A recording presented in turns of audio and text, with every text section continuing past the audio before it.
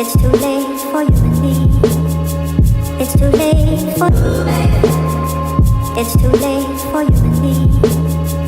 It's too late for All right, Casey Gray here from the Conscious Builder Show again, and today we are here with Paul Cairns of SmartNet Alliance. Before we get into it, I just want to share a little bit about your background, where you came from. We'll get into all the, SmartNet and what you're doing and all the great stuff. But there is one thing that I like from your LinkedIn profile, and under your name it says you're a green energy business accelerator. So I thought that was really great. I've been involved in the environmental movement of things since a young age. I was in the environmental club in high school. I actually went to university to do mechanical engineering because I wanted to do something for the environment. Throughout university, I got a co-op job at NRCan, and I was doing technologies to reduce the carbon emissions of fossil fuels. After that, I did a master's in the subject in chemical engineering. I was working in this industry and I wanted to get into renewables, but my background wasn't exactly in renewables, it was in chemical processes. So what I decided to do, and this is probably where you first met me, was start a not-for-profit organization called Buildings for a Better Future. Mm-hmm. And I did that on the side. It was kind of 8 hours at work, 8 hours at home working on Buildings for a Better Future, and then 8 hours of sleep. And that was kind of how my life looked for a good 2 years.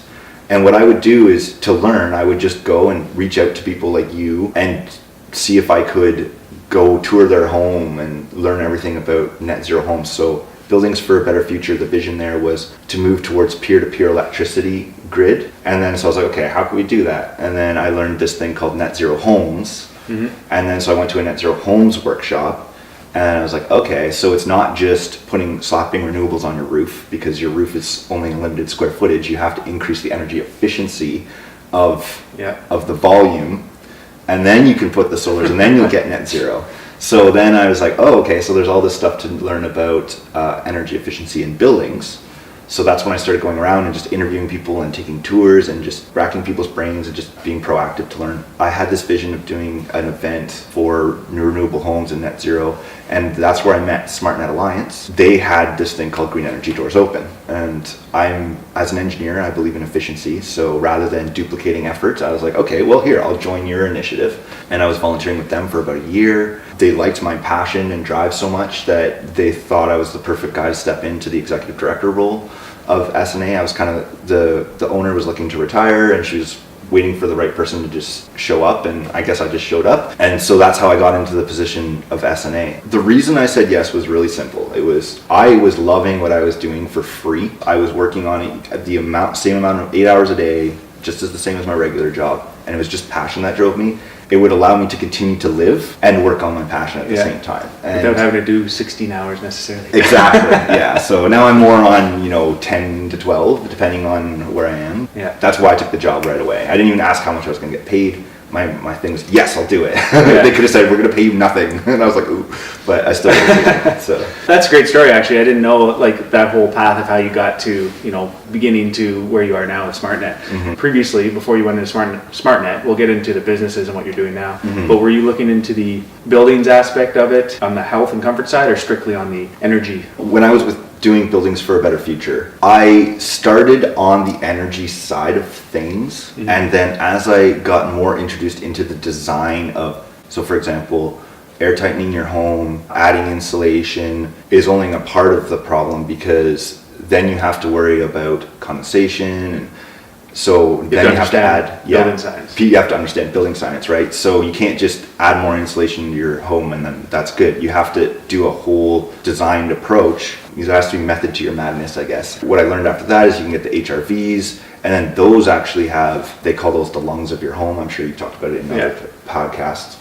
So the side effects of doing these upgrades are that the home does become healthier. And so I started off selling energy, but the thing is, the average Canadian doesn't care about energy. My agenda is to reduce carbon emissions. I don't care how it's done. So if I have to tell people, this is the reason why, and it's also that they're getting the carbon emissions, but they're not doing it to reduce their carbon emissions, that's what I'm going to do. I did not get into it originally for why it's healthier, but that did come out as I learned more and tumbled further down the rabbit hole. Yeah. I'm actually doing more work on my house. I'm gonna switch to an air source heat pump. Nice. I'm gonna upgrade my windows, especially now with the Green Ontario rebates. So for those who are watching, depending on when you're watching, Green Ontario Fund is giving good rebates for air source heat pumps and windows right now, which would be the biggest ones. So the windows, it's up to $5,000 for 10 windows, so $500 per window. And then an air source heat pump, It's up to just over $5,000. yeah, so then you're paying $1,500 to $2,000 for an air source heat pump, which is the same as a high efficiency furnace. So Okay.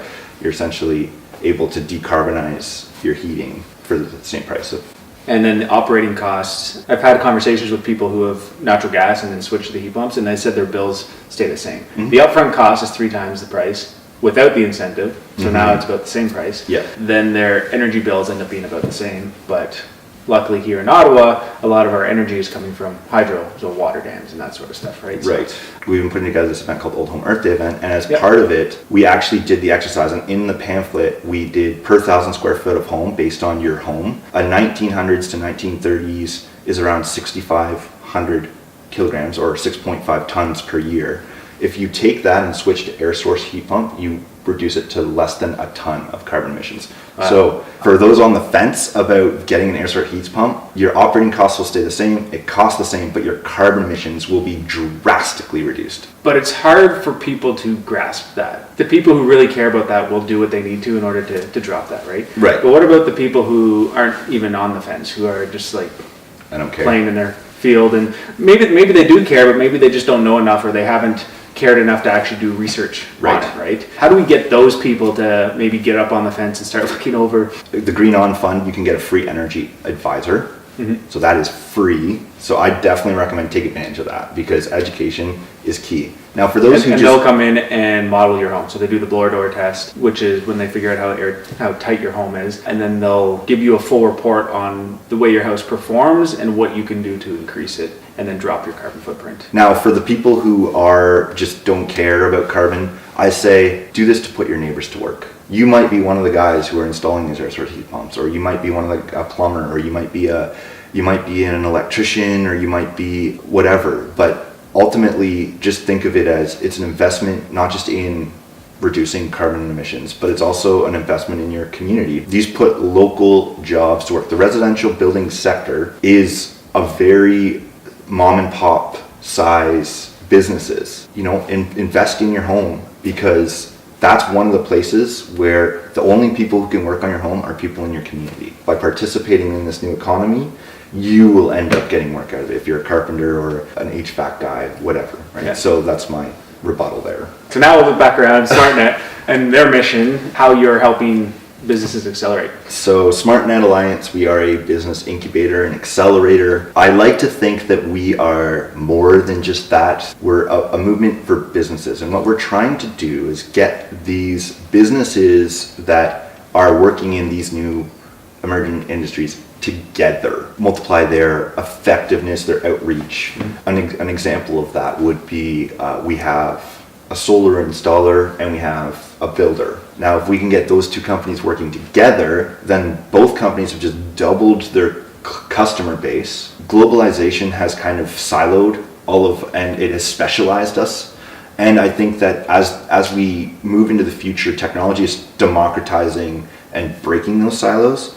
But the problem is that our business economy hasn't done that, hasn't taken that path yet.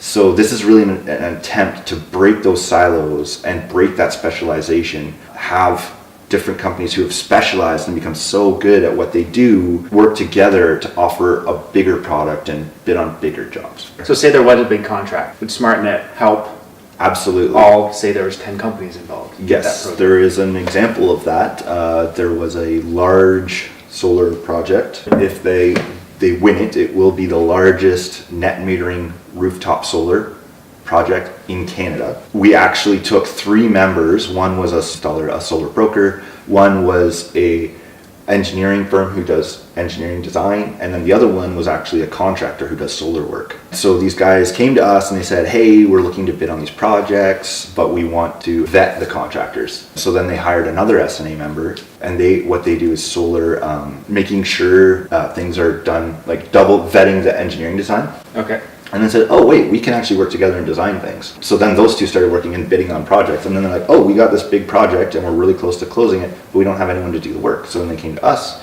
and then we helped connect them with someone who could do the work. So that's one example. Yeah, and then you're doing all sorts of events too. So I think Yes. that's how I originally met Janet. Yes. SmartNet was through Green Energy Doors Open. That's which correct. is an event where volunteers essentially open the doors to their projects, or doesn't have to be a house necessarily, but and we had put our passive house in there. So anyway, so SmartNet's also throwing those events, which is great because that's across Canada. Yes. Right. What you're doing for the community here in Ottawa is amazing. And then you just mentioned this is going to come out after the show, but this weekend we have Old Home Earth Day, and for us that's huge, right? Because obviously Right. we're about education, hence why we're doing stuff like this. Yes. And I think that's what we have to do. We just need to get out there and educate people. And I talked about getting businesses together, but we also do things like Green Energy Doors Open, green drinks, where we get consumers and people who are buying the products together.